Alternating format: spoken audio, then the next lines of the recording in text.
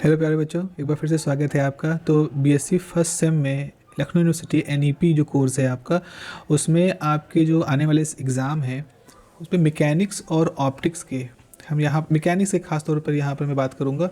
Mechanics के मैं यहाँ पर आपसे कुछ 10 क्वेश्चन डिस्कस करूँगा और इस बात की उम्मीद रख देता हूँ कि आपको 10 में से 3 क्वेश्चन सब्जेक्टिव क्वेश्चन की बात करेंगे, मतलब जो आपके 20 नंबर क्वेश्चन होने वाले हैं। तो अगर आपको 10 में से 3 क्वेश्चन यहाँ से मिलने की उम्मीद है। जरा देखिए यहाँ पर से पहला क्वेश्चन है, पहला यूनिट जो है आपका वो है रिलेटिविटी का।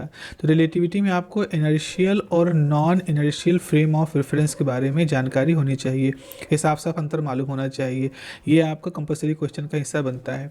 जब आप इनर्शियल नॉन इनर्शियल के बारे में जानकारी हासिल कर लेते हो तो यहीं से आपको एक गैलीलियन ट्रांसफॉर्मेशन की भी बात मिलती है। तो गैलीलियन ट्रांसफॉर्मेशन एक तरह से वो inertial non inertial frame of reference की ही बात हो जाती है। तो एक तो ये हिस्सा हो गया। दूसरा ये होता है कि जब आप उसमें आगे बढ़ते हो तो आपको basic postulates of theory of relativity, Einstein ने जो थ्योरी ऑफ रिलेटिविटी दी थी उसमें 2 बेसिक पॉस्टुलेट थे।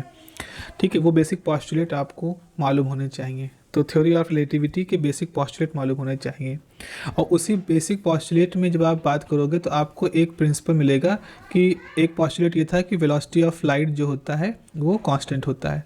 इसे कहते हैं प्रिंसिपल ऑफ कॉन्स्टेंसी। तो ये भी आपको उसी के अंदर साफ साफ मालूम होना चाहिए। तो आपको ये तैयार कर लेना है, बेसिक पॉस्टुलेट आइंस्टीन के क्या है उनको साफ साफ लिखना आना चाहिए।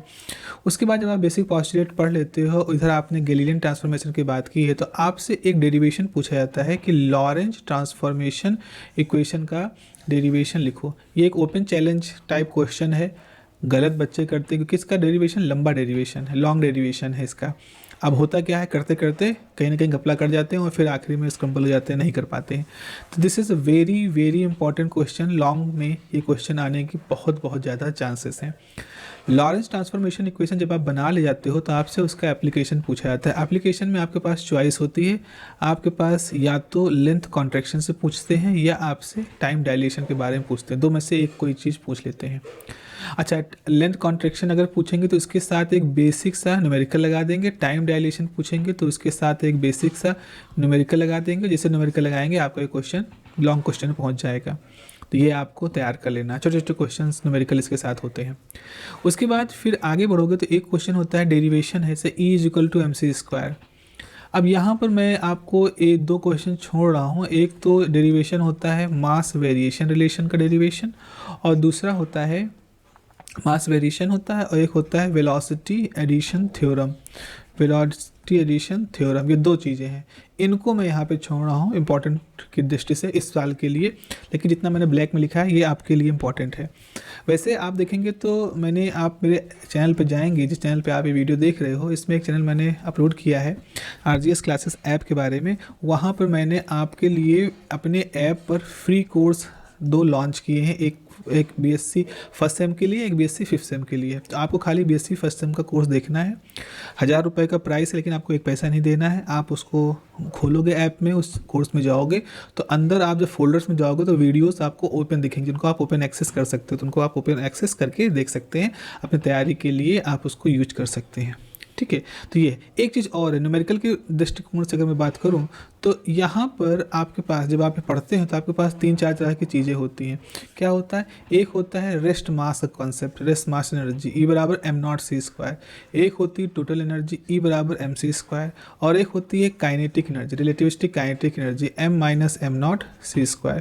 तो आपको ये तीनों फार्मूले मालूम होने चाहिए और इन तीनों के बीच में रिलेशन को बताता हुआ न्यूमेरिकल पूछा जाता है, वो न्यूमेरिकल भी आपको मालूम होना चाहिए। इतना आपको मालूम हो गया मेरे ख्याल से। इतना कुछ अगर आप जान लेते हो तो आप यूनिट नंबर 1 मैकेनिक्स की यूनिट नंबर 1 में आपको यहाँ से कंपलसरी में कम से कम 2 क्वेश्चन मिल जाएंगे और लॉन्ग में भी आपको यहाँ से 2 क्वेश्चन मिल सकते हैं। एक क्वेश्चन लॉरेंस ट्रांसफॉर्मेशन का हो गया, एक E = mc² के ऊपर आ गया। इस तरह के आपको क्वेश्चन मिल सकते हैं यहाँ पर। तो यहाँ से अगर आप कर रहे हो तो मेरा अंदाज़ा है कि 2 क्वेश्चंस जो है वो आपको यहाँ से मिल सकते हैं। आप दोनों कर सकते हैं, दोनों में से कोई एक कर सकते हैं। उसके बाद यूनिट नंबर 2, यूनिट नंबर 3 उनके बारे में हम बात नहीं कर रहे हैं। वेव मोशन जो है वो आपका क्या है, वो यूनिट नंबर 4 है। तो वेव मोशन आपका यूनिट नंबर 4 है। चलिए उसके बारे में बात कर लेते हैं।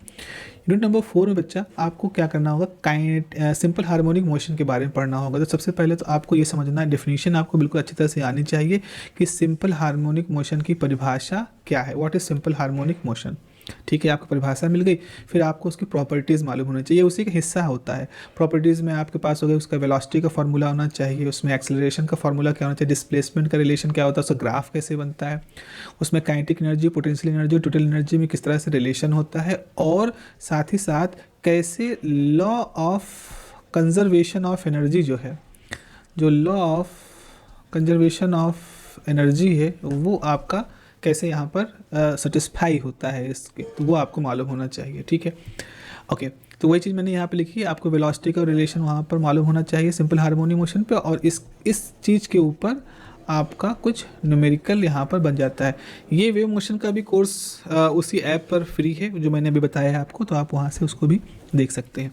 उसके बाद फिर क्या होता है, जो सिंपल हार्मोनिक मोशन में हम लोग क्या करते हैं, हम ये मानते हैं किसी तरह की डैम्पिंग नहीं है। डैम्पिंग मतलब कोई फ्रिक्शन फोर्स वहाँ पे नहीं है जिसकी वजह से ऑसिलेटर की एनर्जी का लॉस हो। तो अगर डैम्पिंग नहीं है तो अब क्या होगा, तो अब आप अगर मान लो कोई डैम्पिंग फोर्स इसमें मानोगे तो ऐसे में आपको डेरिवेशन करना होगा damped harmonic oscillator. Damped harmonic का आपको डैम्प्ड हार्मोनिक का एक्सप्रेशन यहाँ पर लिखना होगा। डैम्प्ड हार्मोनिक मोशन में रिलेशन कैसे इस्टेब्लिश करते हैं, मतलब जब आप फ्रिक्शन का फोर्स फार्मूले में डाल देते हो तो उससे जुड़ी हुई कई बार क्या होती है, डिफरेंशियल इक्वेशन को पूछ लेते हैं कंपलसरी में, और डिफरेंशियल इक्वेशन के बाद एक पूरा डेरिवेशन पूछ लेते हैं कि डैम्पिंग के साथ डिस्प्लेसमेंट फार्मूला निकालो।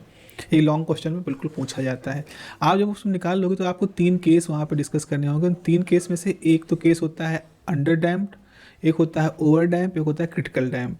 तो उसमें जो अंडर डैम्प्ड वाला केस होता है वो बहुत इंपॉर्टेंट होता है। इसको आपको अच्छे से तैयार करना, डबल टिक मैंने लगा दिया है, इसको अच्छे से आपको तैयार करना है। जब आप तैयार कर लोगे तो कई बार क्या होता है, उसमें आगे बढ़ करके पार्ट के फॉर्म में टाइम पीरियड के बारे में पूछ सकते हैं, और एक लॉगरिथमिक डिक्रीमेंट होता है। अब जो लॉगरिथमिक डिक्रीमेंट है ये आपका कंपलसरी में भी पूछा जा सकता है, तो इसको आपको अलग से थोड़ा सा तैयार कर लेना है। ठीक है, इसके बाद एक और चीज़ है, एक क्वेश्चन फुल फ्लेज क्वेश्चन के रूप में पूछा जाता है क्वालिटी फैक्टर, और मैं इसी के साथ ही एक और चीज़ जोड़ देता हूँ, रिजोनेंस। अब थोड़ा सा आपको यहाँ में ज़्यादा लग रहा होगा बता रहे हैं, लेकिन आप समझिए कि ये जितना हम कह रहे हैं यहाँ से आपको 3 क्वेश्चन मिल सकते हैं। तो आपको करने तो केवल 8 में से 3 ही हैं।